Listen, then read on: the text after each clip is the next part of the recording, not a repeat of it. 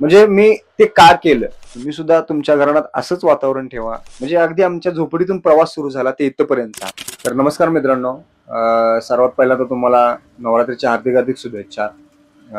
सगळीकडे नवरात्रीचं वातावरण चालू आहे, त्यामुळे साहजिकच बऱ्याच जणांनी 9 दिवस उपवास धरले असतील, देवीची पूजा अर्चा चालू असेल आणि आनंदमय वातावरण आहे. आणि साहजिकच आहे, आपण ते केलं पाहिजे. आपली परंपरा, आपली संस्कृती आहे ती. तर हा व्हिडिओ बनवण्याचा एकच उद्देश आहे. मध्ये मी व्हिडिओ टाकला होता की मी माझ्या बायकोच्या आणि मुलगीच्या पाया पडतो. आता बऱ्याच पुरुषांना ते खटकलं, सो कॉल्ड इगो वाले पुरुष. पण मला जे आज वाटलं ना, ते मी तुमच्याशी शेअर करणार आहे. म्हणजे मी ते का केलं. आपण 9 दिवस देवीची पूजा का करतो किंवा उपवास का धरतो? देवीची आपल्यावर कृपा राहावी म्हणून ना, तिचा आशीर्वाद आपल्या पाठीशी नेहमी राहावा म्हणून ना. पण माझ्या लाईफ मधली ती व्यक्ती अशी आहे की तिच्यासाठी मला उपवास धरायची गरज नाही किंवा तिची पूजा अर्चा करायची गरज नाही, आणि ती म्हणत पण नाही की माझी पूजा कर म्हणून. ती मला नेहमी अशीच पावते. कारण ज्यावेळेस आमचं लग्न झालं ना, त्यावेळेस आम्ही खळ्याच्या घरात राहत होतो. म्हणजे तिथून आमचा प्रवास चालू. मग त्यावेळेस ती कधी म्हणली नाही मला की मी अशा घरात कशी राहू म्हणून. म्हणजे ती खरंच श्रीमंत घराण्याशी बिलॉंग करते.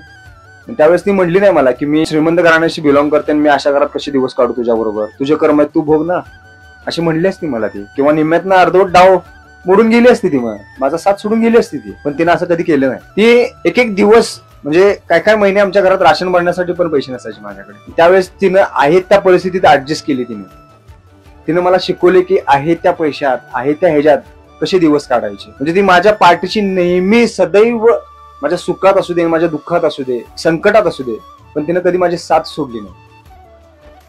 इव्हन माझी मुलगी सुद्धा, मी आत्ता जरी घरात आलो ना तरी तिला कळते की मी कुठल्या इंटेन्शन आलोय. म्हणजे माझ्या बाबा टेन्शन मध्ये आहे का तुम्ही, डोकं दाबू का, किंवा मला ठसका लागला तर न कळत का होईना, म्हणजे ती उठून, तिला सांगावं लागत नाही, उठून पाणी आणून देते.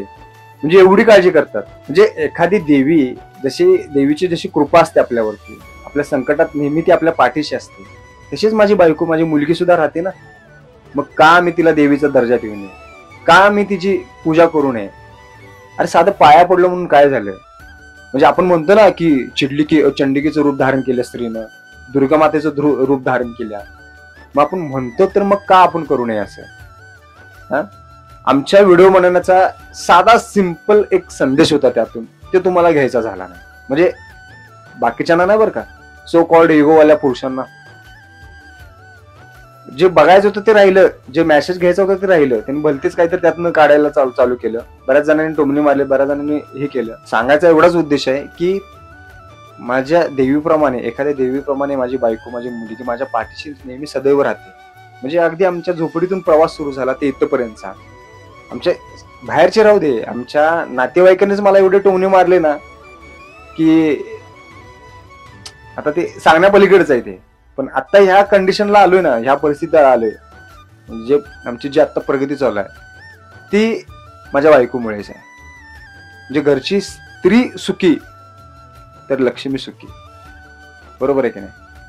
आणि ही आमची आता जी कंडिशन आहे, जी आमची आता परिस्थिती आहे, ती त्या नातेवाईकांना सांन करून मारलेली चपराक आहे, ती पण न कळत, हे की नाही.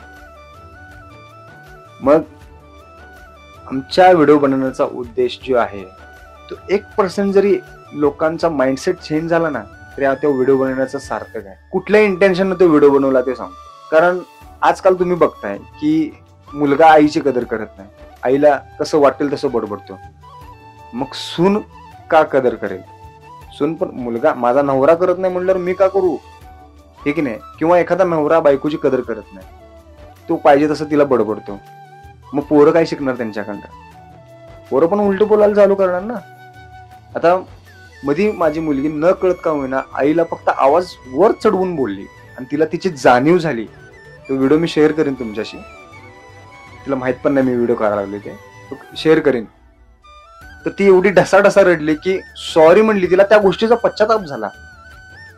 म्हणजे आमच्या घरात ते वातावरण आहे की महिलेची कदर करा, किंवा त्यामुळे ते कदाचित गोष्टी तिच्यात त्या रुजल्या असतील.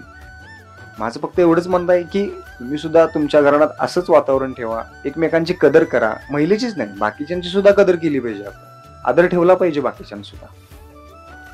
तरच समाजाकडे बघण्याचा दृष्टिकोन आहे ना तुमचा किंवा त्यांचा, दोघांचाही बदलून जाईल. म्हणजे आता टोमणे मारतात मला काही फरक पडत नाही, मला पहिल्यापासून सवय आहे या गोष्टीची. आणि ह्याच्याशी कसं लढायचं ना ते माझ्या बायकोनेच शिकवले. कधी कधी हायपर होतो मी, कधी कधी राग येतो अशा गोष्टीचा, मग ते बाहेर पडल्याशिवाय चैन पडत नाही. पण त्यावेळेस ह्या दोघींकडे बघितलं नाही, माइंड आपोआप शांत होते.